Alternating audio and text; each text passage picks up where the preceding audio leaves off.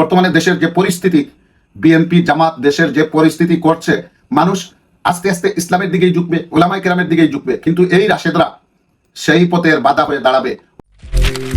আপনাদের কাছে আমি অনুরোধ রাখছি, আমার এই চ্যানেলটি অনেক দিনের পুরানো চ্যানেল, অনেক প্রায় 5,000-এর মতো মানুষ সাবস্ক্রাইব করে চ্যানেলটি রেখেছিলেন, কিন্তু নিয়মিত ভিডিও না দেওয়ার কারণে চ্যানেলটি হয়তো আপনাদের নিচে পড়ে গেছে।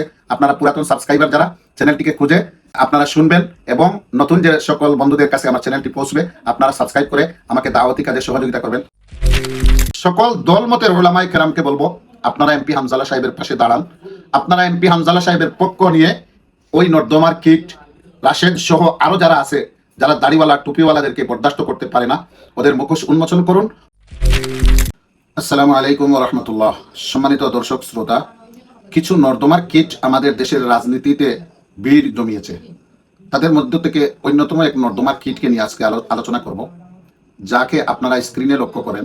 আমাদের দেশের জাতীয় সংসদে এবারের 12ই ফেব্রুয়ারির নির্বাচনে জয়লাভ করে কয়েকজন আহলে হক আলেম পদার্পণ করেছেন। এতে আমরা অনেকেই খুশি হয়েছি। যারা এদেশের আলেম ওলামাকে পছন্দ করেন, মহব্বত করেন, সবাই খুশি হয়েছেন। তার মধ্যে সবচেয়ে মেধাবী এবং সবচেয়ে সর্বদিক থেকে গর্বিত একজন সন্তান, তিনি হচ্ছেন মৌলানা হানজালা দামাত বারাকাতুহুম। তিনি সংসদে এ পর্যন্ত যত প্রশংসনীয় ভাষণ দিয়েছেন, তার মধ্যে অন্যতম একটা ভাষণ হলো যে এদেশের কাদিয়ানীদেরকে অমুসলিম ঘোষণা করতে হবে। এটা বাংলাদেশের জাতীয় সংসদে ইতিপূর্বে কেউ বলেছেন বলে আমার জানা নেই। তিনি বজ্রকণ্ঠে এদেশের লাখো মুসলমানদের যে দাবি, এ দাবিটা জাতীয় সংসদে উত্থাপন করেছেন। আমরা সবাই খুশি হয়েছি। এমপি হামজালা তিনি জাতীয় সংসদের দায়িত্ব সুচারুরূপে পালন করার পাশাপাশি তার যে নির্বাচনী আসন মাদারীপুরে, সেখানে তিনি সকল বিচার সালিশ এসবে তিনি অংশগ্রহণ করেন এবং মানুষ তাকে ছাড়া কোনো বড় বড় সালিশি বিচার সেটা করতে চায় না। মানুষ ফোন দিয়ে অতিষ্ঠ করে ফেলে। তিনি না গেলে অনেক বিচার হয় না বা কোনো পক্ষই বিচারে সন্তুষ্ট হয় না। এমন একটা অবস্থায় এমপি হামজালা একটা বিচার ব্যবস্থা, সালিশ বিচারে গিয়েছেন। সেখানে এমপি উপস্থিত থাকার পরও একজন রাজনৈতিক নেতা তিনি তার নেতাগিরি জাহির করার চেষ্টা করেছেন। বারবার এমপি সাহেবের কথার বিরুদ্ধে তিনি কথা বলতে চেয়েছেন। এখানে এমপি সাহেব তো একজন মানুষ, তিনি হয়তো আলেম, কিন্তু তিনি তো মানুষ, তার রাগ আসতেই পারে। তিনি রাগান্বিত হয়েছেন এবং বলেছেন যে আমি যেখানে আছি তুমি সেখানে বারবার কেন কাউন্টার দাও, তুমি কাউন্টার বন্ধ করো, এই একটা কথা বলেছেন। এবং সেই সালিশি বিচার যেটা, সেটা অত্যন্ত সেন্সিটিভ একটা বিষয়ে, যা এমপি সাহেব এখনো খুলাসা করেন নাই।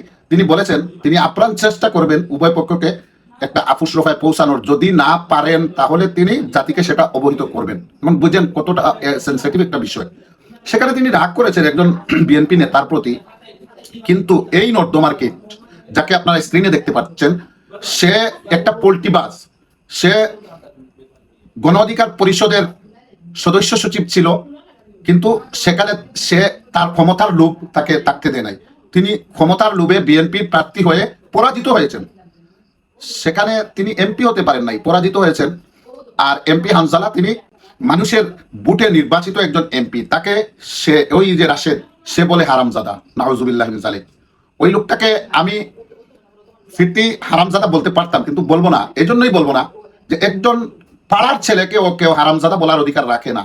যদি তার কাছে সাক্ষ্য প্রমাণ দ্বারা প্রমাণিত না থাকে, তাহলে কেউ কাউকে হারামজাদা বলতেই পারে না। সে যদি একটা পাড়ার ছেলেও হয়, সে একটা বস্তির ছেলেও হয়, তাকেও হারামজাদা বলার অধিকার নেই।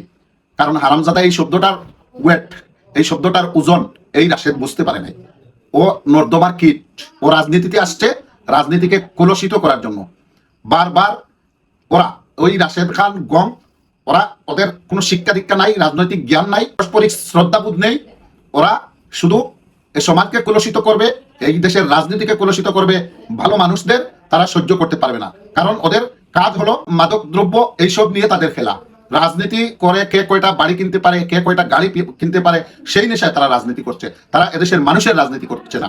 আর এদেশের মানুষের রাজনীতি যারা করছেন, তাদেরকে ওরা এইরকম অকথ্য ভাষায় গালিগালাজ করে এসব মানুষকে তারা সমাজের কাছে নিন্দনীয় করতে চাইবে, কারণ তাদের মিশন এবং ভীষণই সেটা।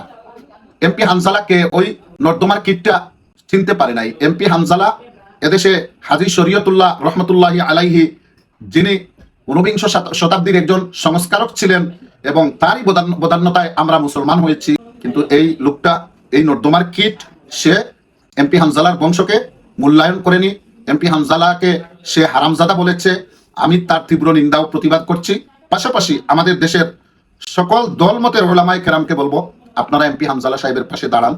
আপনারা এমপি হামজালা সাহেবের পক্ষ নিয়ে ওই নর্দমার কীট রাশেদ সহ আরো যারা আছে, যারা দাড়িওয়ালা টুপিওয়ালাদেরকে বরদাস্ত করতে পারে না, ওদের মুখোশ উন্মোচন করুন, ওদের দাঁত ভাঙা জবাব দিন। না হয় আজকে এমপি হামজালাকে নিয়ে বলেছে, কালকে আমার আসনের এমপি মুফতি আবুল হাসান সাহেব দামাত বারাকাতুহুম উনাকে নিয়ে বলবে, পরশু অন্য আসনের এই আমাদের বরগুনার মুফতি মাহমুদুল হাসান ওলিউল্লাহ উনাকে নিয়ে বলবে।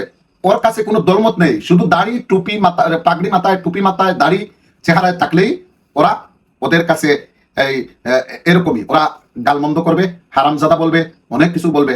এই জন্য এই রাশেদ সহ আরো যারা আলেম ওলামাকে দেখতে পারে না, তাদের চক্ষুশূল মনে করে ওদের বিরুদ্ধে আপনারা সবাই ঐক্যবদ্ধ হয়ে ওদের জবাব দিন, ওদের প্রতিবাদ করুন।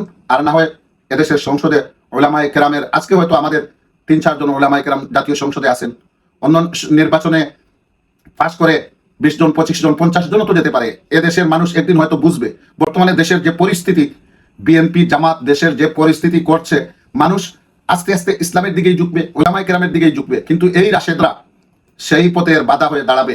ওদেরকে এখনই আপনারা স্টপ করে দিন, ওদের বিরুদ্ধে ব্যবস্থা নিন। এমপি হামজালা সাহেব বলেছেন এই রাশেদকে ডোনাল্ড ট্রাম্প নামক মহিষের কাছে রেখে আসবেন চিড়িয়াখানায়।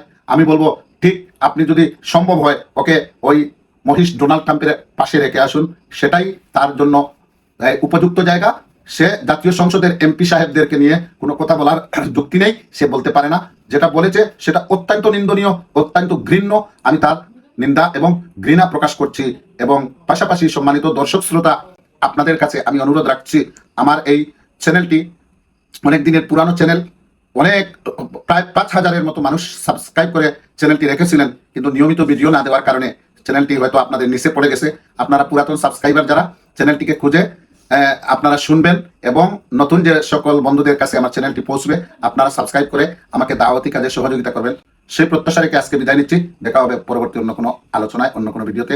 আসসালামু আলাইকুম ওয়া রাহমাতুল্লাহ।